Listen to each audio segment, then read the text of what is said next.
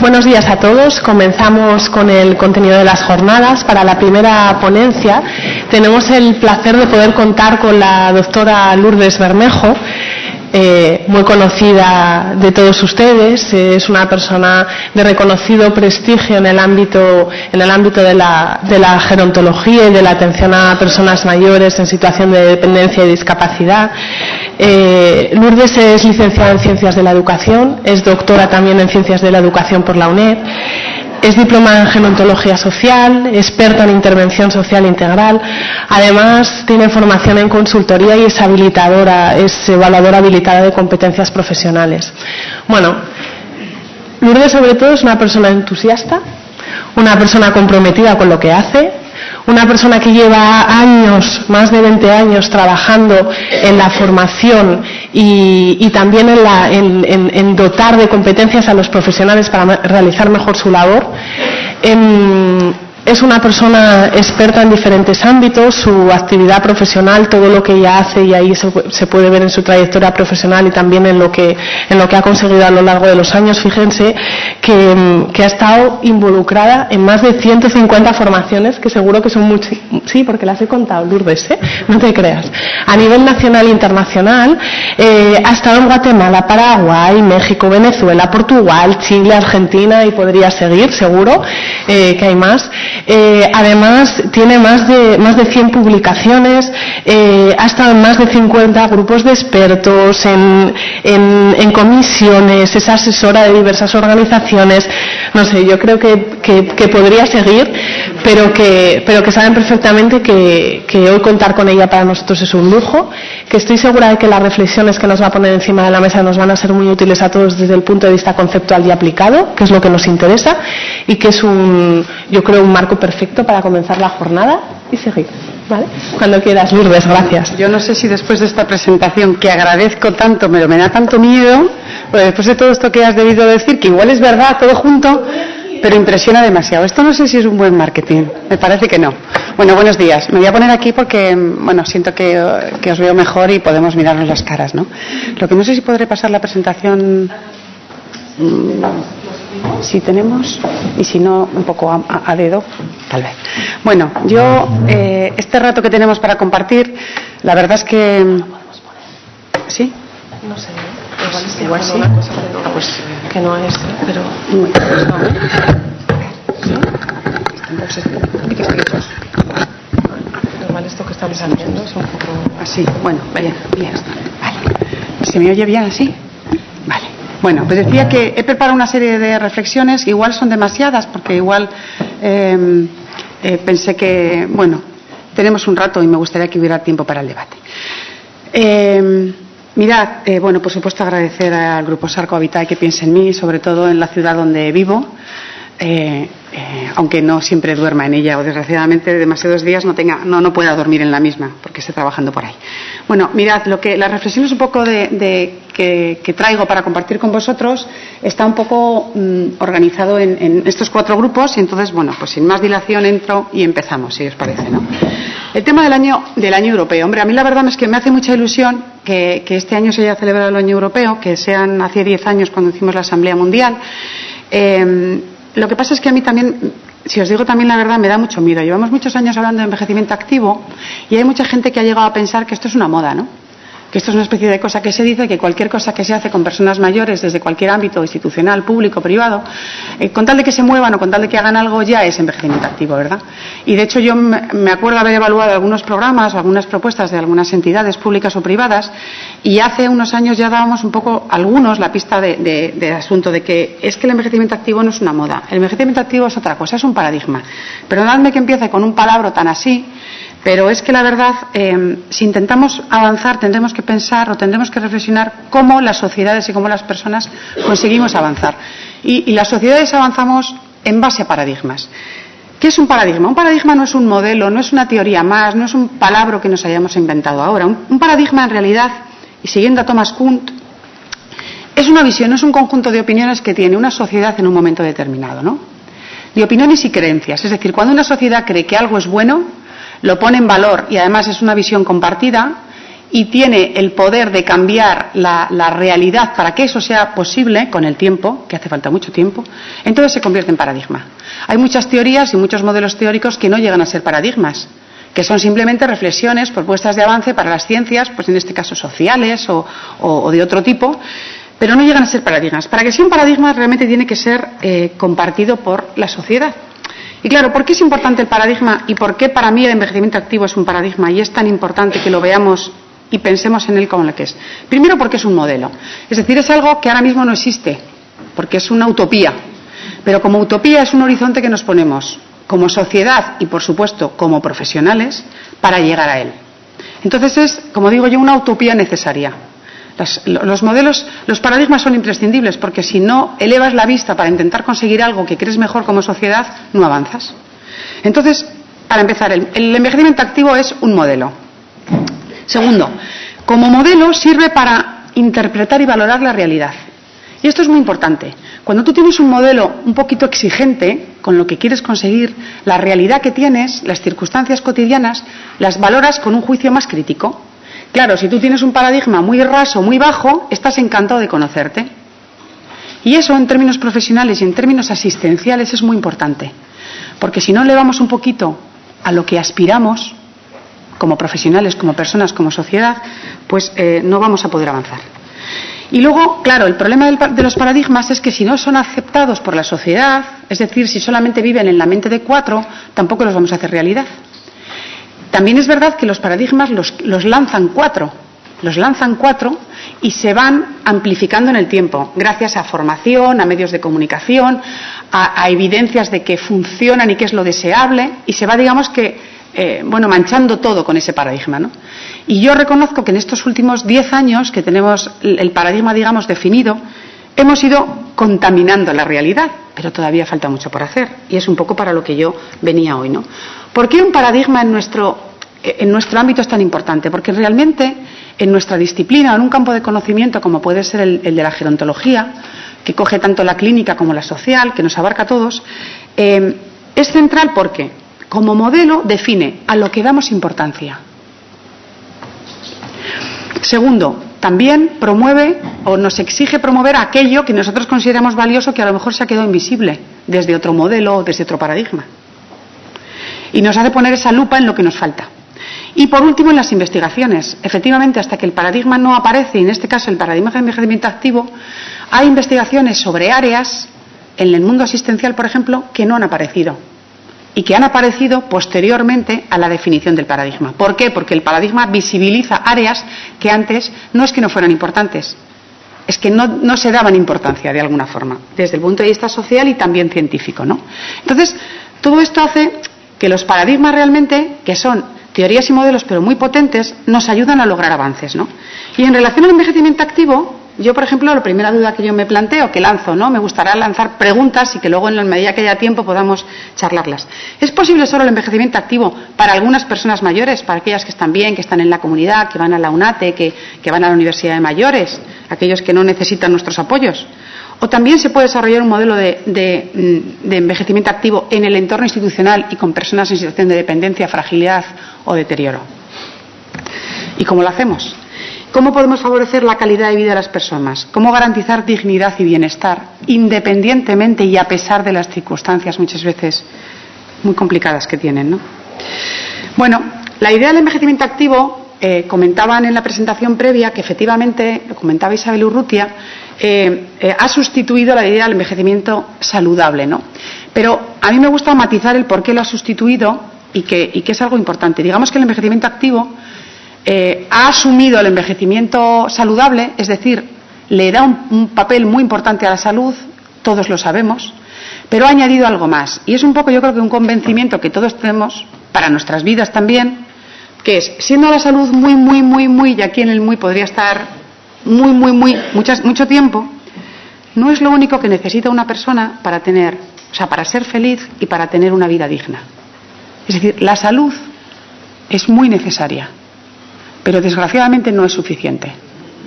Porque con una buena salud no tienes por qué ser feliz, no tienes por qué tener tu vida realmente llena. Necesitas más. Entonces, desde una sociedad más asistencialista, más básica, más primitiva, menos evolucionada, nos conformábamos con atender necesidades básicas y atenciones de salud. Para empezar, porque muchos ciudadanos no las tenían garantizadas. Pero eso ya está conseguido. Y ahora, como sociedad, aspiramos a más. Porque una vida digna no es solamente un cuerpo bien cuidado. Y ahí es donde radica la parte, digamos, más revolucionaria del concepto activo. Que aunque tú para tu vida sabes, no, si yo estoy bien de salud, y eso significa que todas las mañanas cuando me levanto soy feliz, no. ¿De qué depende? De muchas otras cosas. Bueno, pues si eso para nuestra generación, o varias generaciones que estamos aquí, o cortes de edad, también lo es para los más mayores. Porque claro, en esta sociedad de avance, los avances para unos tienen que ser para todos. No valen para unas generaciones y para los más mayores no. No, el criterio será el mismo. Entonces, claro, ¿cómo lo hacemos?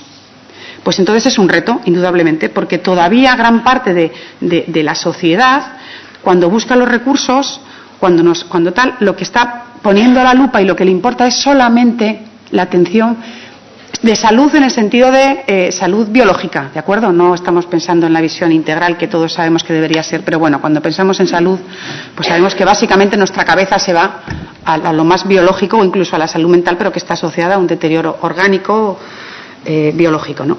Entonces, bueno, pues no es fácil. Esto es fácil sentirlo para uno mismo, pero no es fácil a veces, pues cuando una familia no da importancia a ciertas cosas que nosotros como profesionales nos parecen valiosas, ¿no? Y nos duele que los propios familiares a veces no den valor a actuaciones nuestras o a decisiones de las organizaciones porque priorizan solamente la salud o solo ven la salud, ¿verdad?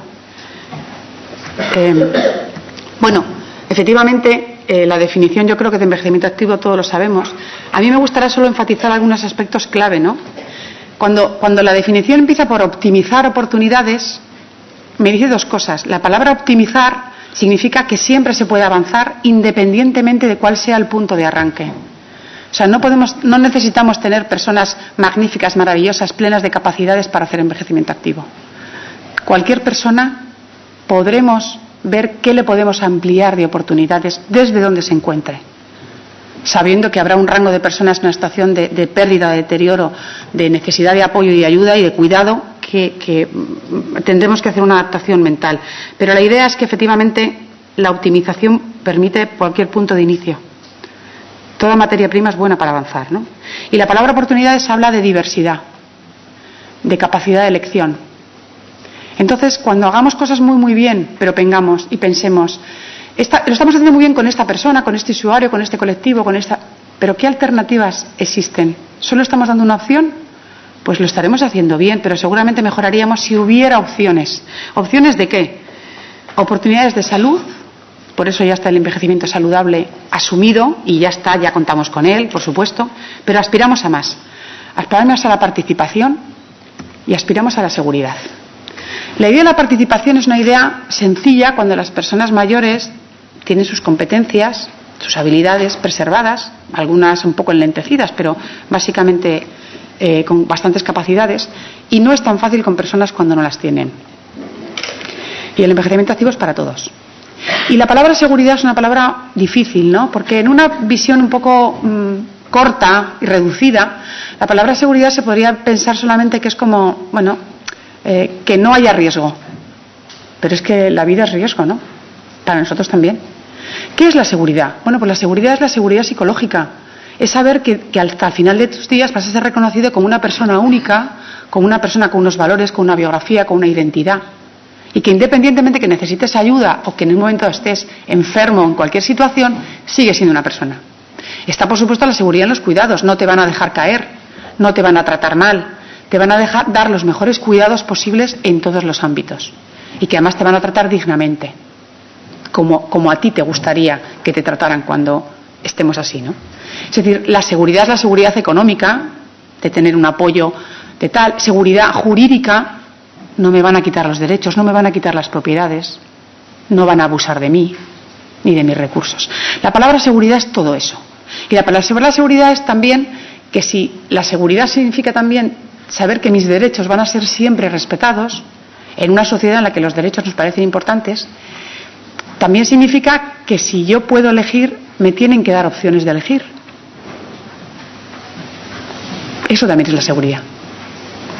Porque si no, si entro en una institución porque necesito apoyos y a partir de ese momento pierdo mis derechos, el derecho a la información, el derecho a decidir, siempre en la medida y en paralelo a mis capacidades, por supuesto. Pero como derecho no podemos, está ahí, y el envejecimiento activo habla de esto. Por eso es tan revolucionario cuando se lee en profundidad. Y también porque al final el aterrizaje, el punto de destino del envejecimiento activo es la calidad de vida. Y la calidad de vida es un concepto que en los últimos 15 años también ha cambiado mucho. Es decir, hace 20 años que hablamos todos de calidad de vida. Hay una diferencia, que el significado de calidad de vida ha cambiado. Ha cambiado en los términos profesionales. En la ciudadanía y las personas en la calle hablamos de calidad de vida todos los días. Pero en términos profesionales tiene un significado. Y es evolutivo, como en todas las disciplinas. Vamos a más. Y hemos llegado a una idea de calidad de vida, digamos que para que las personas nos sintamos con dignidad y con calidad de vida, que es la parte del iceberg que se va, tiene que haber una buena saturación, una buena desarrollo armónico de estas facetas, que son obvias, pero bueno, a veces no lo son tanto en el día a día. Por supuesto, el bienestar físico, ahí están todos los parámetros de salud, también el bienestar material, aquello que, ese placer o ese bienestar que podemos pagarnos, que está muy bien, y que el bienestar social y emocional. Somos seres sociales que necesitamos la interacción, necesitamos sentirnos queridos, necesitamos querer, necesitamos sentirnos útiles. Y luego el bienestar psíquico, el espiritual y el moral. Si yo sé que tengo derechos, pero noto, percibo que me los están pisando, entonces no voy a poder sentir la misma calidad de vida. Y esto es nuevo, ¿eh? Esto hasta que San Loki Verdugo no sacó de las 8 dimensiones de calidad de vida, sacó la idea de derechos. La idea de derechos no la asociábamos a calidad de vida, y ahora sí. Yo puedo estar feliz de todas mis dimensiones, pero si me están pisando algo que yo creo que es mío y que tengo mi capacidad y mi derecho y me lo están pisando, ya mi calidad de vida no va a ser igual. Por eso los profesionales, cada vez, a medida que pasa el tiempo y nuestros usuarios de los recursos tienen más conciencia de derechos y la seguirán teniendo, y cuando lleguemos nosotros, fijaros cómo va a ser, tenemos que darnos cuenta que en los cómos y en estas cosas sutiles podemos estar dañando su calidad de vida, aunque los cuidados técnicamente, según el manual, estén siendo correctos. Cuando digo los manuales de cuidados, digo de cualquier disciplina, de cualquiera. Así que, claro, se nos va complicando la idea de calidad de vida, porque ahora la calidad de vida no solamente es multidimensional, sino que hemos añadido nuevas dimensiones, por ejemplo, el tema de los valores y los derechos, que hasta hace 10 años en la literatura no estaba. Por eso no es lo mismo hablar de calidad de vida hace 20 años que ahora, no es igual. Y luego también porque se ha metido el vector de la subjetividad. Es decir, hablo un poquito de la multidimensionalidad para avanzar. La multidimensionalidad implica abordar todas las dimensiones de la persona. Entonces, quienes estamos trabajando, y yo quiero pensar, no sé, el foro, los compañeros que estáis aquí, compañeras, si trabajáis más, quiero pensar que estáis más en el mundo asistencial y en el mundo de los apoyos y de los cuidados que en el mundo del entorno comunitario, pero es una hipótesis. ¿Me estaré equivocando o no? ¿Podéis levantar la mano los compañeros que estáis trabajando en entorno comunitario y que no trabajáis directamente con personas que necesitan apoyos o ayudas? ¿Podéis levantar mano? Vale, gracias, no os sintáis mal porque sois poquitos. No, era para ver si efectivamente el perfil de los compañeros era el que yo me imaginaba, porque igual lo debería haber hecho al principio, pero bueno, lo hago ahora. Lo digo porque, claro, si uno tiene claro esta visión de calidad de vida, la primera duda es, ¿somos capaces de abordar todas las áreas? ¿Y todas las áreas están dentro de nuestra área de conocimiento? ¿O hay áreas de la persona que igual no nos sentimos suficientemente competentes porque no hemos sido formados para las mismas? ¿O en los equipos a lo mejor no están suficientemente repartida ese conocimiento para ser capaces y competentes a la hora de abordarlo. Luego tenemos la visión sistémica de las dimensiones, porque no es la visión interdisciplinar, no es la suma de visiones, es la suma de visiones y además la influencia mutua, ¿no? Y eso también requiere nuestra influencia mutua. ¿Y qué pasa cuando alguna dimensión no es de nadie? ¿Los derechos de quién son? ¿Las emociones de quién son? ¿La autorrealización de quién son? ¿Es de todos? ¿No es de todos? Y esto en España no pasa a veces que cuando es de todos ya sabemos lo que pasa. A mí a veces me ha pasado, ¿eh? O sea, yo soy la primera que lo digo, ¿no? Y luego la parte de la subjetividad, que yo creo que es vital, ¿no? Mirad, esto es una cosa que me arriesgo a decir, pero para ver si también... No todo el saber que tenemos en nuestra sociedad es el saber científico. Las sociedades avanzan con saberes, claro, y el saber científico es esencial, de todas las ciencias, de las ciencias más biomédicas, positivistas, experimentales, y también de las ciencias sociales, humanas, que también son ciencias, aunque tengan otro paradigma científico. La sociedad, nuestra civilización, mejora con saber científico, pero no solo con saber científico, ¿eh? Está, por otro lado, el saber ético. El saber ético no se demuestra. No es demostrable, no es empíricamente demostrable, no tienes grupos de control. Pero, sin embargo, como sociedad vamos avanzando en lo que consideramos que está bien para las personas y que está mal para las personas. Y el saber ético es un saber, aunque no sea científico. Es una creencia, pero poderosa y esencial para que nuestra sociedad avance. Si no, nos podríamos permitir el gusto, perdonadme la barbaridad, de gasear o de eliminar a las personas que en una sociedad son frágiles y no son productivas. Éticamente sabemos que las personas tienen un valor y una dignidad, pero es una creencia, no lo podemos demostrar. Pero existe el saber ético. Y existe otro saber todavía más invisible, que es el que yo quiero traer hoy, que es el saber de la persona. ¿Quién sabe mejor que uno lo que le da calidad de vida? Nadie. Cada uno sabe más que nadie sobre sí mismo. Y cuando hacemos asistencia, y cuando hacemos relación, y cuando hacemos ayudar al otro para que tenga una vida digna y feliz y tenga calidad de vida, ¿quién sabe más que él mismo lo que le da calidad de vida? Nadie. Pero venimos de un modelo del que ¿quién más sabe que el otro sobre su calidad de vida? Yo, que soy profesional y he estudiado muchísimo y tengo muchísima formación. Entonces yo te diagnostico, te valoro y te prescribo. Te prescribo un programa, 3, 5, te prescribo unos compañeros de mesa, te prescribo una compañera de habitación, ¿verdad? Te prescribo que tu familia te tienes que llevar con tu hija, a ver si tu hija viene a visitarte, te prescribo todo. Y cosas que no nos atrevemos a prescribir, pero que las pensamos. Entonces, tenemos una responsabilidad, y nuestra responsabilidad es valorar y ofrecer oportunidades a las personas con un espíritu y con una responsabilidad profesional y un conocimiento, y tenemos que seguir haciéndolo. Pero no podemos hacer desaparecer el saber del otro, porque sobre sí mismo, quien más sabe es el otro. ¿Cómo armonicemos eso? Es complejo. Era mucho más fácil trabajar como hace 15 o 20 años, sin considerar al otro. Sí lo considerábamos, pero lo hacíamos de una forma informal. Todos lo hemos hecho y muchos lo hemos hecho. Y muchos lo hemos hecho sin saber lo que hacíamos. De repente lo empiezas a leer y dices, exactamente esto es lo que hacía yo. Saltarme ciertas normas porque no tenían sentido común y porque iban a pasar por encima de la persona. Entonces hacíamos cosas informales para paliar. No, pues ahora eso que hacíamos de forma informal nos damos cuenta que es lo que es armonizar la visión del otro, del sí mismo y nuestra como profesional, asumiendo nuestra responsabilidad, que también la tenemos. Y en casos en los que las personas no pueden decidir, a medida que ellos tienen más limitación, nosotros debemos asumir ese papel, ¿no? Pero como planteamiento, no nos olvidemos. Bueno, el envejecimiento activo en relación a las personas en situación de dependencia, pues simplemente recordar que el envejecimiento activo es para todas las personas, como ideal. Otra cosa es cómo lo vayamos a hacer, ¿no? Y ahora voy a una precisión terminológica que la verdad es que llevamos ya, como digo yo, tiempo en el mercado diciendo esto, pero que nos es muy útil en los equipos a la hora, sobre todo, de la práctica, de que todos los profesionales con diferentes formaciones disciplinarias utilicemos el mismo lenguaje y con el mismo significado.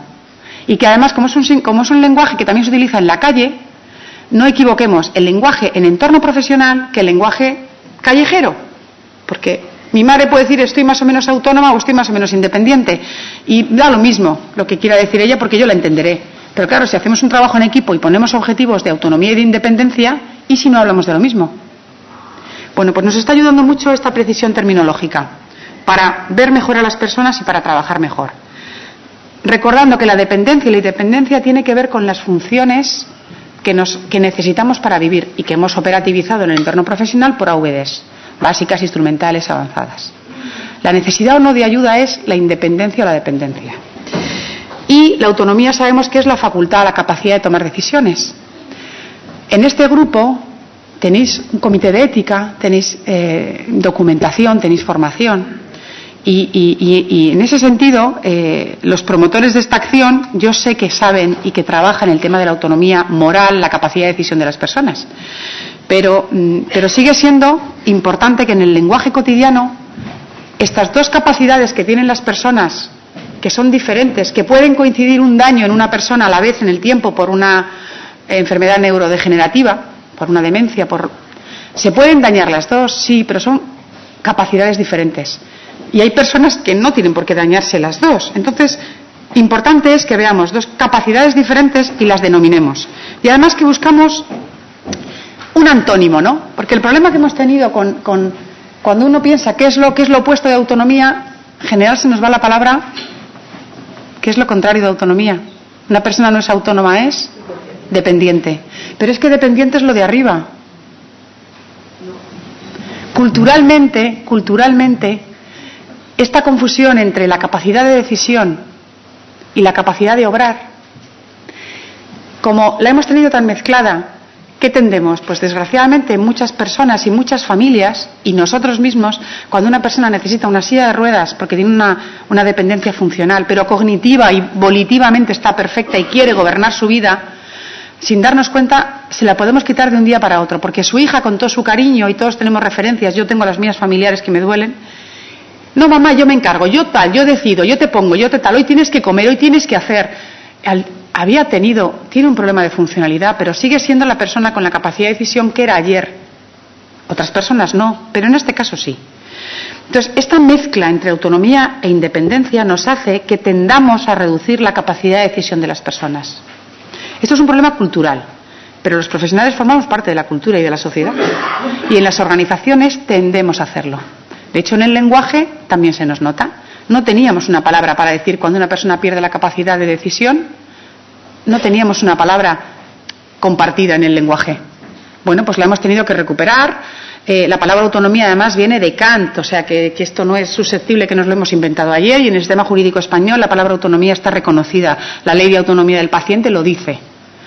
Quiero decir, la capacidad de decidir, ¿no? Entonces, autonomía e independencia son diferentes. Sus opuestos, dependencia y heteronomía, también lo son, y deberíamos de tener mucho cuidado en nuestro trabajo cotidiano en no confundirlos. Y además, ¿para qué no confundirlos? Pues para establecer objetivos de prevenir dependencia, pero también prevenir heteronomía, prevenir pérdida de capacidad de decisión, porque eso significa que las personas pierden calidad de vida, pierden envejecimiento activo y pierden dignidad. Y hay que propiciar la independencia y la toma de decisiones. ¿Y esto en las organizaciones es fácil? ¿Es fácil? Si es fácil, me voy a trabajar donde estéis. Vamos, yo llevo 20 años y no es fácil y nos queda mucho, claro. Pues por eso estamos aquí. Yo, fijaros, esta visión de ver las cosas me ha ayudado mucho a pensar en los usuarios de los recursos con más matices, no válidos, asistidos, dependientes, que eso es un poco confuso, ¿no? Pues esto se me ocurrió a mí hace años y la verdad es que lo sigo usando y con mucho cariño a las personas que me prestan su cara. Si tenemos el eje de la toma de decisiones y el eje de la funcionalidad, digamos, pues podemos pensar en 4 grandes subgrupos de personas usuarias, de personas mayores en general, A, B, C y D. Yo pues le pongo caras, le pongo nombres y luego le pongo caras, ¿no? Entonces están las personas como Diego. Los Diegos de nuestra sociedad son aquellas personas que están en su entorno comunitario, que disfrutan de las oportunidades que, bueno, no suelen utilizar como mucho ayuda a domicilio, igual ni eso tampoco, ¿no? Son estupendos, están maravillosos, todos queremos ser Diegos y Diegas, ¿no? También son los familiares de muchos usuarios nuestros, sus parejas. Bueno, cuando digo nuestros, digo del ámbito más asistencial, donde últimamente estoy más volcada, aunque también mi mundo es el de los grupos de los mayores Diegos. Pero tenemos a los consuelos. Las personas como consuelo están aprisionadas en un cuerpo. Tienen un deterioro funcional importante, una inmovilidad importante, en este caso solo podía estar en esta forma de cúbito, ni siquiera en otra. Pero Consuelo es una persona que toma decisiones, que quiere gobernar su vida, que quiere decidir y que le ilusiona vivir, y que además es consciente de todo. Y de estas personas tenemos en los centros, ¿a que sí? Y estas personas, ¿cómo llevarán esa pérdida de funcionalidad en su cabeza, en su corazón? ¿Cómo la llevan? Mal, ¿no? ¿Y cómo llevarán esta merma en la autonomía porque están en una institución donde siempre hay limitaciones, donde siempre hay dificultades? Pues dependiendo de su biografía, pues igual regular, algunas mal, y otras más adaptadas porque han aprendido a sobrevivir en las organizaciones y en la vida. Hay gente que llega a las organizaciones o a los centros con una biografía que casi se liberan cuando llegan a algunos recursos, ¿no? Porque también la vida es así, ¿no? Pero Consuelo es una persona altamente dependiente, pero altamente autónoma. Están las personas como Ana, que necesitan cuidados porque están en una fase de deterioro de una enfermedad que les ha causado una pérdida total o muy grande de autonomía y nos necesitan para cualquier cosa. Y, por supuesto, funcionalmente, totalmente. Está la alta complejidad en los cuidados, que los cuidados dignos serán nuestro objetivo y su confort y su bienestar. Y luego están las personas como Baltasar, que son personas que tienen un deterioro cognitivo tal que no les permite tomar ciertas decisiones o decisiones importantes y cada vez va a ir aumentando, pero que mantienen cierta funcionalidad, ¿no? Y necesitan más supervisión que cuidados, ¿no? Y estas personas caminan, deambulan, se mueven, ¿verdad? No participan en lo que nosotros les proponemos porque están en otro mundo y además tienen la capacidad para irse. Y qué fáciles son los Baltasares, ¿verdad? Qué bueno en el centro de día cuando tienes 25 usuarios y 18 son Baltasares. Qué gusto por la tarde después de comer cuando ya no sabes qué hacer. Y empiezan todos ahí a ponerse nerviosos y empieza el primer micro y ya todos de los nervios. Qué bonito, ¿verdad? Ya sabemos, ¿no? O en una planta, que tenemos muchas personas como Baltasar, porque también sabemos que... Entonces, la idea es que el envejecimiento activo es para todas estas personas. Pero claro, qué diferente, ¿no? Bueno, en realidad la dignidad de la persona es simplemente acordarnos de que la persona es valiosa por el hecho de ser persona, independientemente de sus circunstancias. Y eso está ligado a la calidad de vida, está ligado al cómo viven las personas y que puedan estar donde vivan lo mejor posible. Y eso está relacionado con el envejecimiento activo. Porque cuando a una persona le privas de ese margen todavía de capacidad de decisión y de capacidad de gestionar su vida en lo funcional también, pues le estás quitando parte de su dignidad. Fijaros si el envejecimiento activo tiene recorrido. Respetar la dignidad para las personas en diferentes investigaciones, que tampoco citaré porque esto no es un foro de erudición en plan, yo creo que no, pero sí las propias personas mayores han definido que respetar su dignidad es el derecho a ser tratados como iguales al margen de la edad, a elegir cómo quieren vivir, ser cuidados y cómo quieren morir, siempre dentro del marco legal, el derecho a tomar las decisiones sobre su salud, y que claramente identifican que ven quebrantada, y esto les es más fácil identificar cuando sienten que su dignidad se ve quebrantada. Cuando se les excluye de las conversaciones, cuando se les trata de forma impersonal, cuando se les trata como niños y nos dirigimos a ellos como amor, cariño, abuelito, cuando no se cuida su intimidad y cuando se les asea o se les hace por una persona del otro sexo y ellos no lo desean, cuando al levantarles se les muestra su desnudez a extraños, cuando son oseados sin dirigirles la palabra, cuando se les viste mal, descuidadamente, cuando son obligados a hacer actividades que no quieren o que no ven significado, que no ven útiles, cuando se mueren solos. Esto está relacionado con el envejecimiento activo.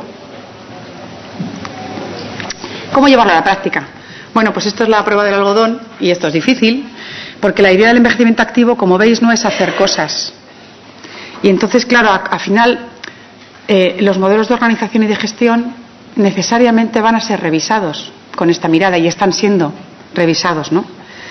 Y también los programas de intervención profesional, porque a veces los profesionales llevamos un programa estupendo que hemos aprendido y que tal, y lo queremos poner en un centro y buscamos al lazo a los usuarios para llenar el programa. Oye, que me faltan 3 para hacer el grupo. Y oye, Juanita, ¿no te importaría? Que te va a venir muy bien. Entonces, a ver, ¿qué estamos haciendo? ¿Estamos rellenando los programas con ellos? ¿Y por qué no nos somos honestos los profesionales y decimos, yo a esta persona, ¿qué le puedo ofrecer? De lo que sé. Y si no lo sé, lo aprendo o me lo invento, que a veces nos da miedo a ser creativos. Y a veces no se pueden hacer grandes grupos para grandes actividades, porque entonces no llegamos. Entonces también yo pido capacidad crítica a los que hacemos programas y que seamos más creativos y les preguntemos más. Y también en las relaciones interpersonales, porque cuando uno ve al otro de otra forma, pues se relaciona desde un plano más de igualdad, con menos. Entonces, quizá solamente algunos aspectos a considerar serán estos, ¿no? Os los paso a reflexionar. ¿Cómo vemos y cómo percibimos al otro? Para mí esta es la primera clave, ¿no? Es decir, estaba yo pensando, quizá las personas a las que te cuesta más ver como un igual es una persona que tiene un deterioro cognitivo, ¿no? Una persona con demencia, ¿no? El viernes pasado fue el Congreso Nacional de Alzheimer en Donosti. Tuve la suerte de participar y claro, te das cuenta de que si estamos hablando de envejecimiento activo, yo no quiero hablar de envejecimiento activo para las personas mayores que lo tienen más fácil. Yo digo, este es el foro para hablar de los que lo tienen más difícil, porque yo sí que opino, y ahí pues tengo una opinión diferente a Isabel Urrutia. El envejecimiento activo para nosotros depende de nosotros, pero para las personas en situación de fragilidad y dependencia depende de nosotros, de las organizaciones y de los familiares.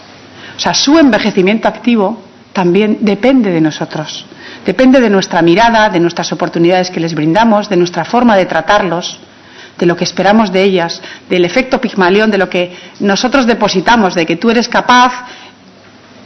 Entonces, su envejecimiento activo sí depende de nosotros. El nuestro no, el de nuestros padres que están estupendos tampoco. El de los que están en nuestros centros sí. Y entonces, lo primero es cómo les vemos, ¿no? Y lo primero que yo pensaba es las personas con demencia, que son las que más nos cuesta ver como. Yo creo que estamos más distorsionados por necesidad, por la dificultad. Yo pongo un ejemplo nada más, quizá para el debate, ¿no? Siempre hemos llamado, en la literatura siempre ha estado las conductas disruptivas, los problemas de conducta, ¿verdad? Y decía Kit Booth, fijaros, todo comportamiento debe considerarse como un intento de comunicación de la persona, siempre relacionado con necesidades no satisfechas. Es decir, el profesional o el cuidador debe tratar de encontrar el significado de esta comunicación para poder hacer frente a esa necesidad, es decir, para ser satisfecha, no para solucionar el problema de conducta. El problema de conducta se solucionará porque damos solución a una necesidad que esa persona nos está manifestando, no sabemos ni interpretar, porque ella misma no sabe cómo lo está manifestando. Pero el problema no es que esa eliminar, el problema, o sea, el tema no es evitar la conducta en sí. El problema es darle solución a esa necesidad, a su satisfacción, que además tiene derecho a tener necesidades y a manifestarlas como pueda, porque no tiene otro recurso y no tiene la culpa. Y si somos capaces, entonces desaparecerá la conducta. Pero ya el cambio de mirada es obvio. Y la responsabilidad como profesionales para conocer lo que le sucede al otro y buscar alternativas es otra. Que si solo es un problema de conducta que tengo que manejar. Siempre hemos hablado del manejo de los problemas de conducta. Como si fuera un objeto, ¿no? Entonces, cómo miramos a las personas depende del modelo teórico. Un buen modelo teórico, un buen paradigma, te cambia la forma de mirar el mundo y la forma de mirar a la persona. Decía también Kit Booth que las necesidades de las personas con demencia son las mismas que las nuestras. Y dice, las personas con demencia, estamos hablando de personas con una demencia extremadamente avanzada, ¿de acuerdo? Pero todos sabemos que hay un rango muy grande de personas con una demencia inicial y moderada. Necesitan sentirse útiles, necesitan ser capaces de cuidar a sí mismos y a otros. Una cosa es que no sean capaces de hacerlo eficazmente y otra cosa es que no sientan la necesidad de sentir que lo hacen. Es decir, cuando una persona con demencia coge un muñeco o coge a un niño, coge tal, no lo va a cuidar como debería cuidarlo, como nosotros lo cuidaríamos. Pero que no sea capaz, porque su demencia no le permite hacerlo, no significa que ahí dentro él no sienta el instinto, la tendencia a cuidar. La necesidad de sentirse valioso, de dar amor.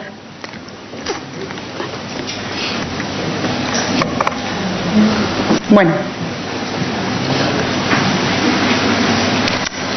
he puesto esta diapositiva sabiendo que se iba a leer poco y que además está en inglés, pero he preferido traer una diapositiva de algo muy deseable a algo de lo que seguramente todos estamos haciendo y que hacemos bien, pero un poco la mejora, ¿no?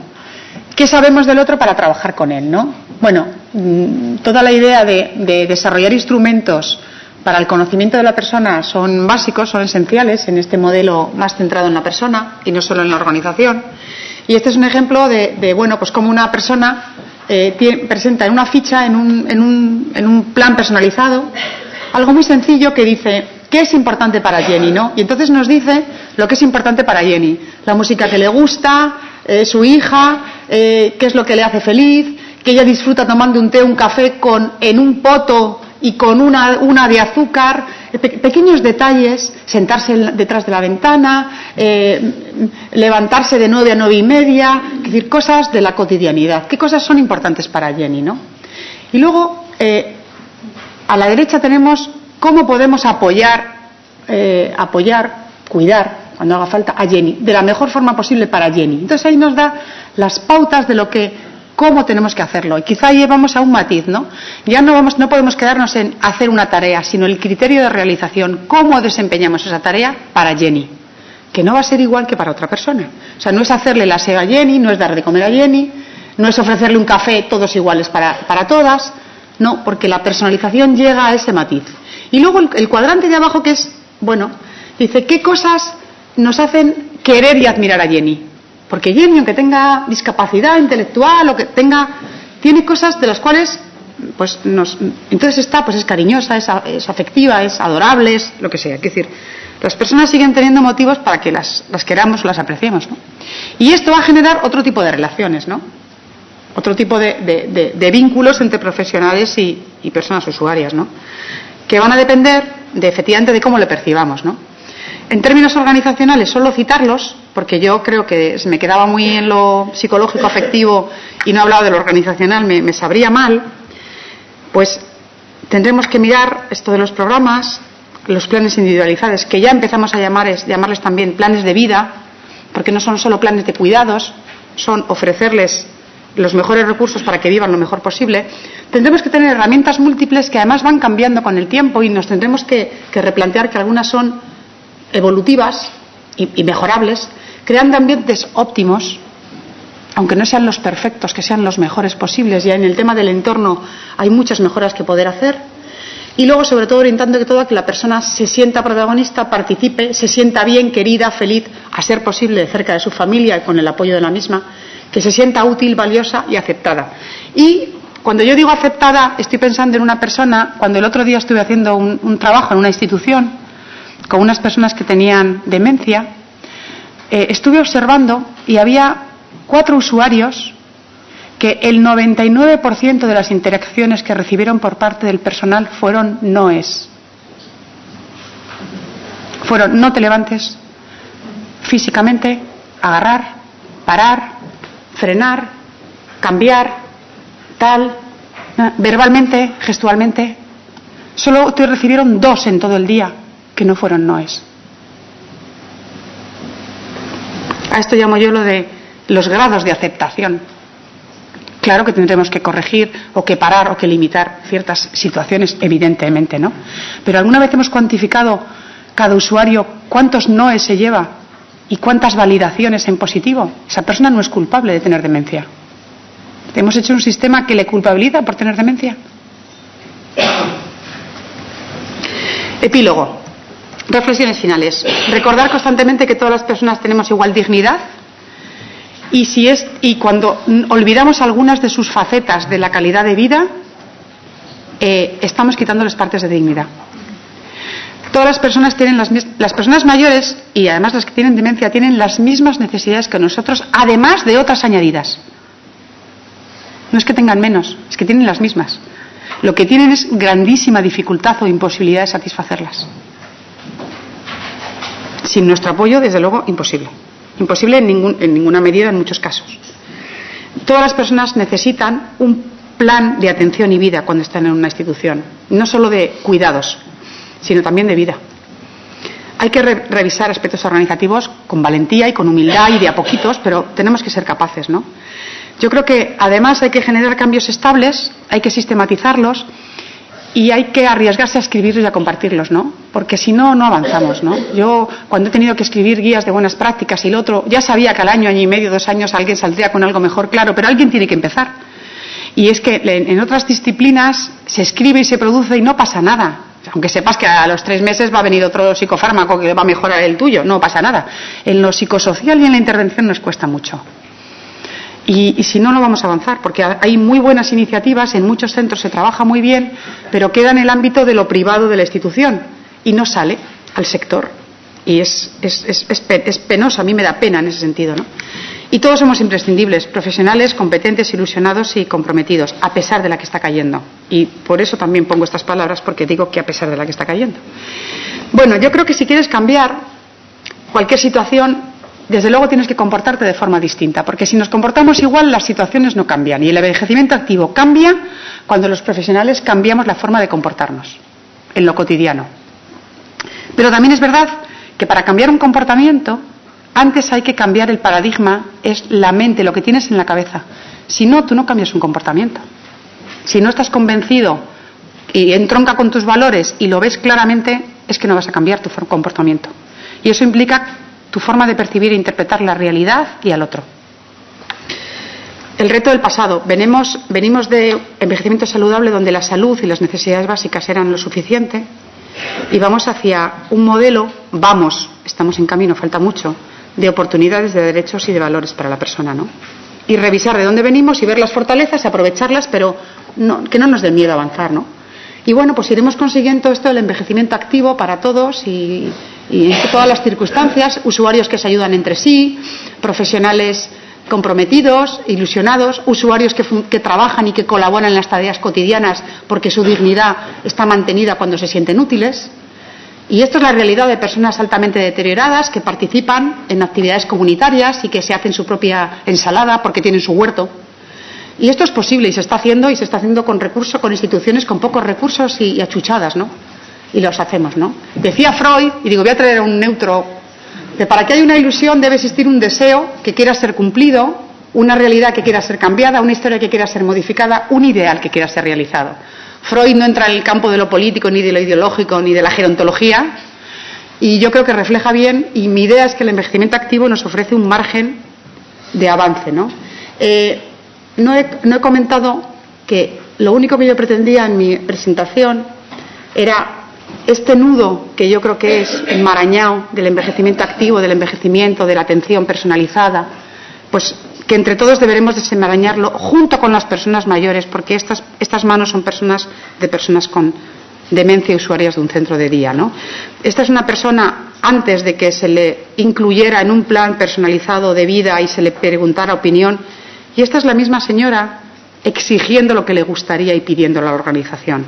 Y me parece muy evidente su expresividad y su forma de decirnos que el envejecimiento activo, a pesar de que ella tiene un deterioro funcional y además es invidente, es posible. Pues muchas gracias.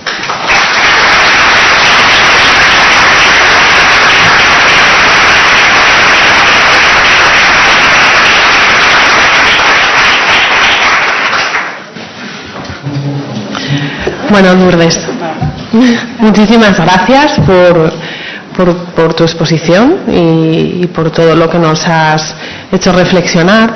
Tenemos un ratito, si quisieran comentar, ¿sí? o hacer alguna pregunta o hacer alguna reflexión sobre lo que Lourdes nos acaba de transmitir, no sé. Yo, bueno, como siempre, cuesta un poco, ¿verdad? Esto de empezar. Seguro que tienen cosas y que piensan cosas y que quieren decir cosas. Yo sí te quiero hacer una pregunta, Lourdes. A ver, me ha gustado mucho la matriz. La matriz me ha gustado mucho. Que yo sé que tú la utilizas mucho también para que nos demos cuenta de la práctica diaria, cómo interpretamos y cómo valoramos la realidad, ¿no? Has hecho mención a la que está cayendo, que no es algo irrelevante para el momento actual, pero también nos has dado, yo creo, un punto de esperanza, ¿no? Que las cosas son posibles. Yo lo que te quería preguntar, o sea, sin ahondar tampoco en el cómo, ¿no? Porque esto seguro que necesitaríamos varios días, ¿no?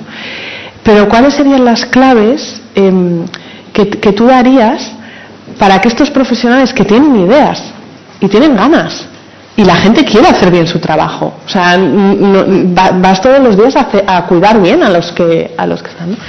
¿Cuáles crees tú que son las claves y que nos tienen que hacer un poco seguir en la misma línea, ¿no? Seguir trabajando en estos momentos de dificultad que no son pocas. Es muy bonita esta pregunta y muy sencilla esta que me haces. Gracias, Icía. Llevamos un día entre las presentaciones que me ponen en vértigo y estas preguntas sencillas. A ver, mira, mi opinión es, claro, no es lo mismo un profesional que trabaja en una institución que tiene unas formas de trabajo que no se parecen en nada a esto de lo que estamos hablando y que además no tiene ninguna voluntad de cambio o ningún atismo. No es que no tenga voluntad, es que a lo mejor simplemente no se ha puesto en camino, no ha oído nada y sigue actuando pues como siempre se hizo, porque claro, las personas tenemos una resistencia al cambio muy grande y es así, como especie hemos sobrevivido, entre otras cosas, aprendiendo mucho, asimilándolo mucho y luego nos cuesta mucho cambiarlo, ¿no?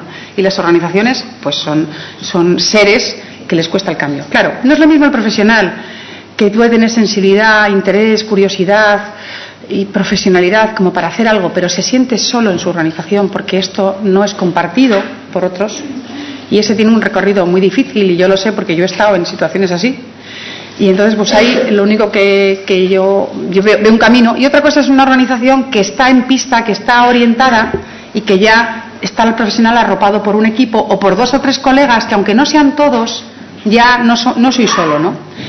Entonces, cuando uno no está solo, mi experiencia, hombre, pues desde luego para empezar formarte individualmente, ¿no? O sea, si tienes itinerarios de formación, si puedes participar en congresos, si te puedes hacer de sociedades científicas, que te tienes que enriquecer, ¿no? Si tienes eso que te están haciendo de dentro, ¿no? Independientemente de que tu organización te lo provea o te ayude, pues yo creo que hay una responsabilidad personal que es seguir lo que te pide el cuerpo, como digo yo, ¿no? Y en lo profesional lo que te pide el cuerpo a veces es leer, participar, gastarte los días en irte a no sé dónde, o los recursos en un curso o en unos libros, o molestarte en traducir, que a veces hay que traducir porque no están las cosas traducidas, ¿no? Eso en términos individuales. Para tener una cosa que yo creo que es esencial, que es criterio. Los profesionales, además de técnicas, tenemos que tener criterio. Y las técnicas son fáciles de adquirir. Te vienen puestas y además muchas veces el reciclaje profesional es la actualización de las técnicas. Eso es muy fácil. Lo que es difícil es tener criterio, es tener opciones en la cabeza y saber elegir cuál es la mejor y tener un juicio crítico ante una propuesta de un equipo técnico o de una dirección o de un gerente o de una consejera o de otro técnico o de ti mismo que dices, ¿qué es lo que hacía yo hace 20 años? No es ni parecido a lo que hago ahora, ni lo que yo proclamo ahora, pero tengo criterio para saber que yo entonces hacía lo que sabía. Entonces, a nivel individual yo creo que hay una responsabilidad grande, independientemente de las condiciones laborales, económicas. Esto es un tema ya, si eres profesional y tienes una responsabilidad con el otro, que todos los que estamos aquí la tenemos, nosotros no somos trabajadores, vosotros no sois solo trabajadores, sois profesionales, tenéis una responsabilidad con la persona. Y eso exige un estar al día y tener juicio crítico. Y la cabeza, como digo yo, aparte de para peinarla, es para pensar. Cuando a mí un trabajador me decía, a mí no me pagan por pensar, digo, pues va a ser que sí. Va a ser que también te pagamos por pensar, ¿no? Entonces, cada uno en su responsabilidad, que es diferente, tiene que asumir este reto. Y luego, si estás solo o sola, pues promover, pedir, ¿por qué no hacemos esto? ¿Por qué no tal? Buscarse la vida. Si ya en la organización sois 2 o 3, entonces ya es otra cosa, porque entonces hay que empezar a empujar, ¿no? Y si es un equipo consolidado, entonces es fácil, porque hay materiales. Ya tenemos cierta literatura y ciertos manuales y ciertos documentos que están libres en la web para que un equipo, por ejemplo, haga un autodiagnóstico en su institución para ver cómo anda, ¿no? Y tuve la suerte de coordinar las buenas prácticas, las guías y la implementación de Asturias, que empezamos en 2008, y la verdad es que, bueno, pues hay materiales que uno puede leer y utilizar de una forma secuencial, despacito, al ritmo que cada institución quiera. Ya hay materiales mejorables, saldrán otros, habrá más, pero yo creo que ya hay materiales y ya hay referentes teóricos. Es que hace 10 años esto lo hacíamos de forma informal, a escondidas, y ahora tenemos referentes teóricos, tenemos libros, tenemos cursos. Aquí se hizo en la UIM en septiembre un curso espectacular. O sea, ya hay. pasa que tienes que moverte, tienes que buscarlo, porque esto no es la mayoría, ¿no? Tienes que ir indagando y tienes que ponerte retos. En la situación actual, todo el mundo está esforzándose. El sector privado, los compañeros que trabajáis en instituciones privadas, los que estáis trabajando en instituciones públicas, los que somos autónomos, todos estamos apretándonos el cinturón, pero el avance es imparable. Aunque tengamos que trabajar 2 horas más o 4 más, yo venía ayer de una comunidad autónoma donde les han impuesto más horas de no sé qué y estaban que bramaban la administración pública. ¿Y tú quieres que tu hijo en los colegios de repente no sepa el profesor el nombre de tu hijo porque tiene que trabajar 3 horas más a la semana? ¿O le vas a seguir exigiendo que conozca a tu hijo y que el día que te reúna tenga los deberes hechos el profesor y te diga un feedback de tu hijo? Pues lo mismo nos pasa con nuestros usuarios, no podemos bajar, como sociedad subimos, ¿no? Entonces, no sé si te da mucha respuesta o me he enrollado mucho, ¿no? Pero no es fácil. Sí. Hombre, si además como entidad pues te puedes permitir el lujo de buscar formación, de formar equipos. Yo tengo la suerte de dirigir procesos y hacer formaciones y hago desde las puntualísimas hasta seguimientos en proceso de organizaciones durante años. ¿Que solo te ves una vez al trimestre 4 horas? Pues a lo mejor no puedes más. ¿Que a lo mejor era cada 3, será cada 6? Pero hay un punto, hay una obligación del equipo, vamos a supervisar esto, vamos a ver esto, vamos a ponernos esto, y así cuando venga Lourdes nos hemos puesto la tarea, ¿no? Yo creo que también nos motiva que alguien de fuera nos incentive, nos motive, o alguien de la misma entidad pero de otro servicio, ¿no? Es decir, yo creo que somos humanos, ¿no? Caemos en el día a día, es difícil, ¿no? Aportes externos nos vienen bien, o de la misma organización, pero que no sea nuestro equipo de siempre, que intercambiar opiniones entre equipos. Los casos difíciles, al margen de que haya un comité ético, cuando lo hay, que en la mayoría de las instituciones no lo hay y en nuestra comunidad autónoma no lo hay, en intervención psicosocial o intervención sociosanitaria, compartir los casos problemáticos entre equipos para facilitar tener más cursos de acción en la toma de decisiones. Bueno, hay muchas estrategias para seguir con los recursos que tenemos. ¿Alguno quiere comentar algo? Mira, ahí atrás.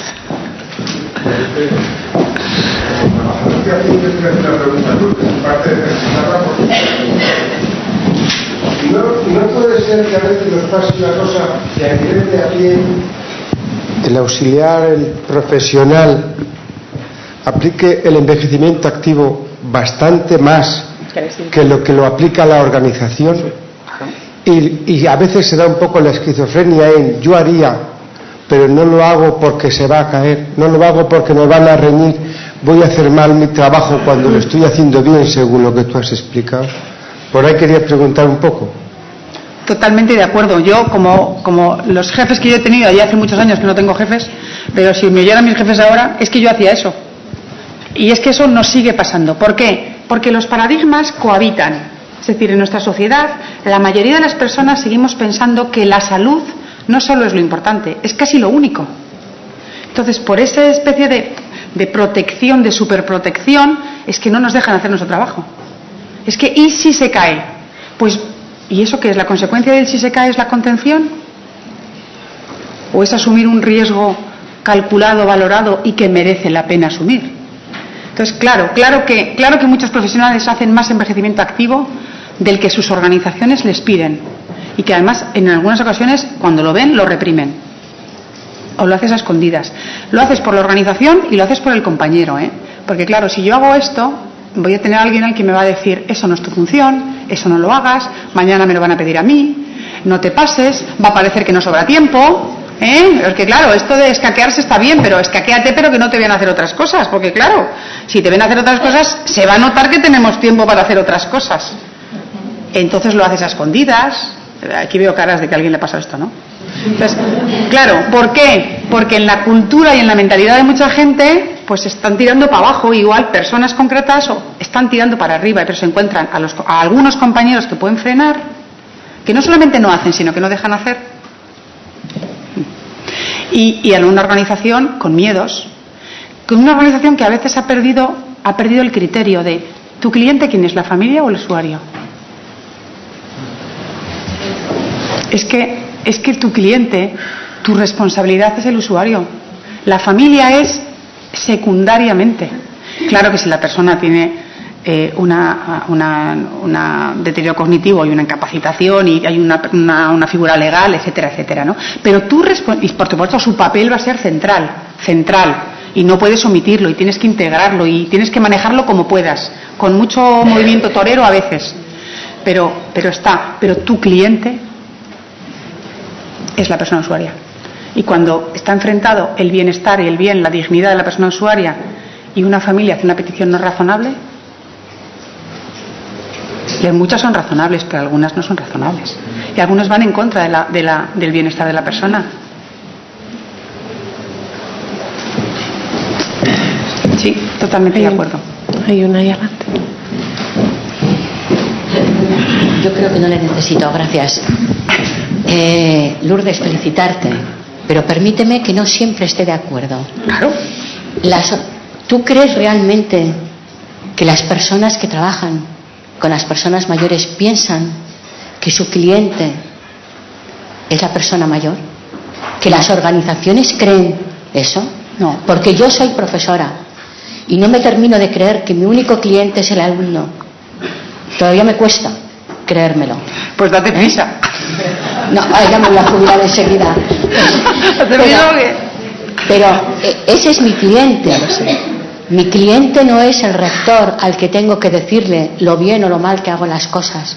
Mi cliente es, el día a día es el estudiante. Y yo no creo que los profesionales y creo que las organizaciones no tienen tan claro que su cliente y al que le tienen que prestar de verdad el respeto, la dignidad, es la persona mayor. Porque las familias, tú has hablado de tus hijos y de los profesores.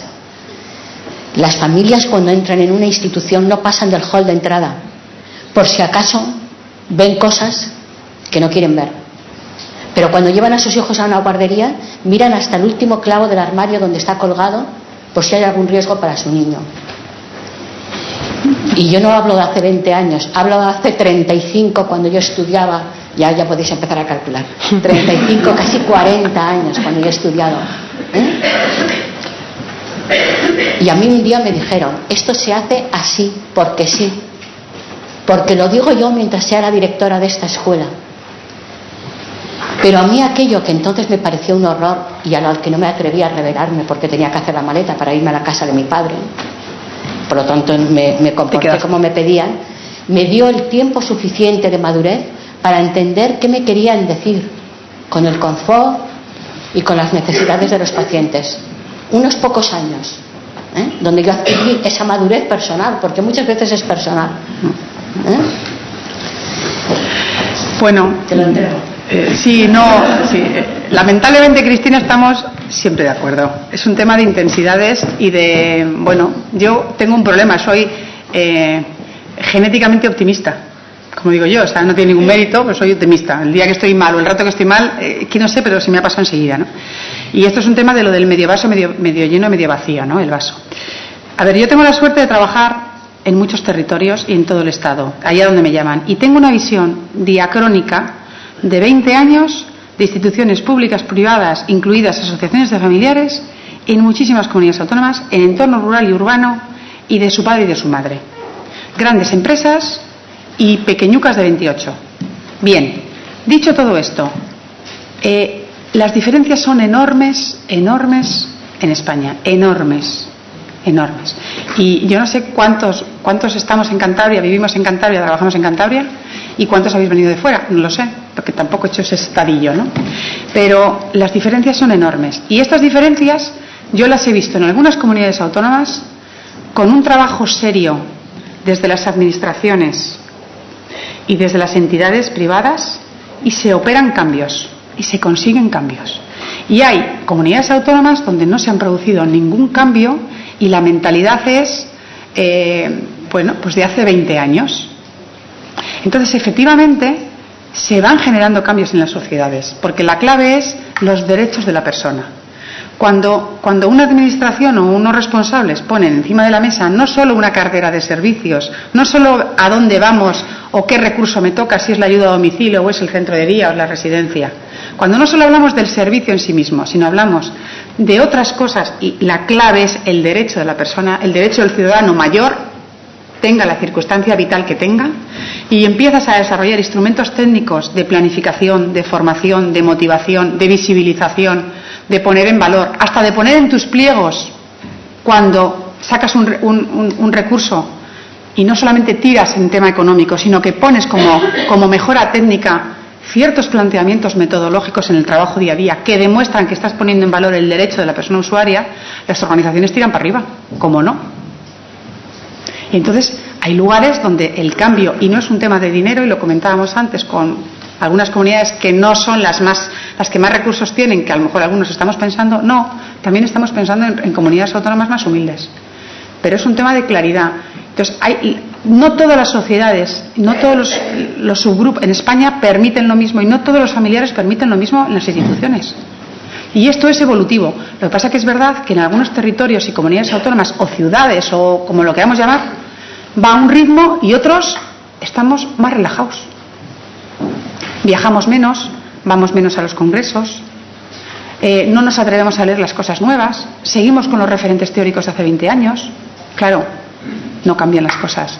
Tú ponte a moverte, tú visita otros centros, visita a otros colegas, cruza instrumentos de trabajo, se te abre el mundo.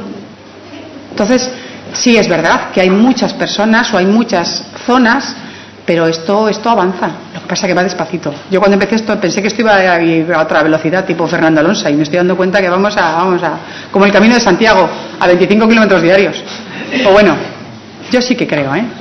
Ahora, los responsables somos los profesionales y los que toman las decisiones políticas también, ¿eh? Pero si nosotros no estamos armados, cuando un político de cierto rango o un responsable te pide a ti opinión y tú no tienes criterio técnico, ¿a dónde vamos? Si muchos de ellos no saben, si nos tienen que preguntar a nosotros o a vosotros, y si vosotros no sabéis, no estáis a la última, no tenéis 4 criterios aquí, pues están perdidos, porque para un día que nos preguntan no teníamos la respuesta. Es verdad, ¿eh? Y a veces se pierden oportunidades porque no hubo una persona que supo aconsejar al que tomó la decisión, que en realidad le daba igual qué decisión tomar porque no sabía. Si hubiera estado bien asesorado, la decisión hubiera sido buena. Y el decreto que hubiera salido hace no sé qué hubiera sido mejor. Y nos hubiéramos evitado 10 años de retraso. Por ejemplo, cuando se legisla sin criterio, que es que sucede mucho, ¿no? Entonces, nos queda nada. Nos queda tiempo para una pregunta y nos vamos. Sí. Sí, buenos días. En primer lugar, felicitarte por la exposición, me ha parecido brillante. Hay a veces que viene muy bien recordar, ver una visión positiva de nuestro trabajo y enfocarlo de otra manera. Yo quería compartir con vosotros una reflexión más que una pregunta, y es que este nuevo paradigma que nos has expuesto de una visión positiva, de centrarnos en la dignidad, en un modelo centrado en la persona y no en la organización, yo quería también trasladarlo no a los profesionales, ya que estamos en un foro donde probablemente haya muchas organizaciones. Yo creo que a veces nos olvidamos del profesional y hay que escucharle, hay que cuidarle, hay que darle formación, hay que preocuparse un poco de él, ¿no? Darle su espacio y no escudarnos ahora mismo que estamos en un momento de crisis y de situación complicada, ¿no?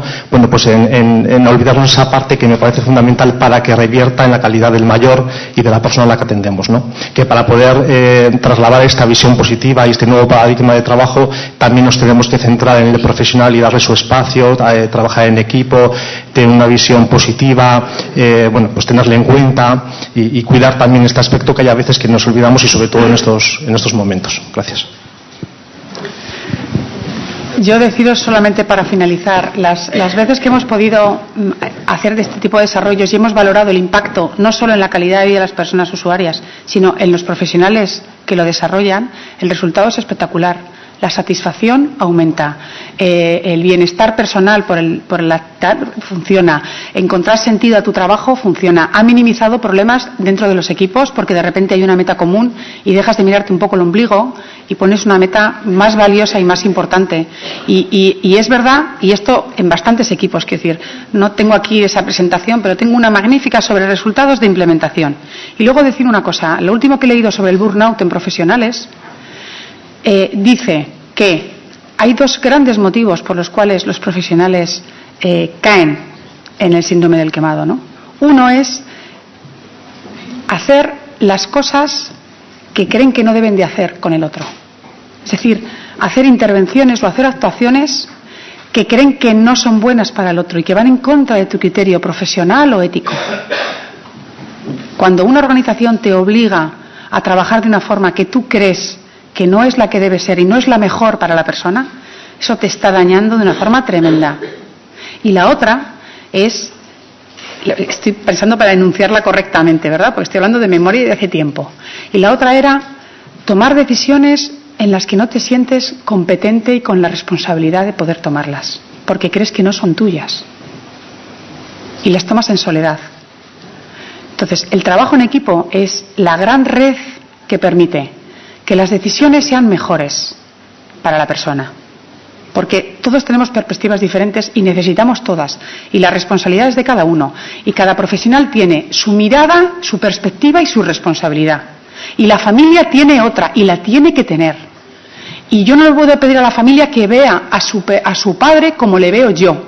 No, es que lo tiene que ver de la otra, porque tiene otra responsabilidad con él. Yo tengo la mía, él tiene la suya.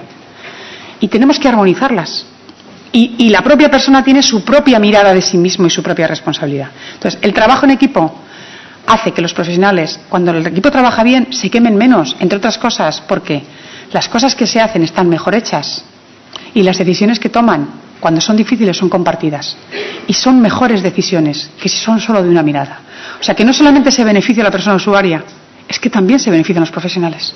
O sea, trabajar así es bueno para todos. Tienes toda la razón. Bueno.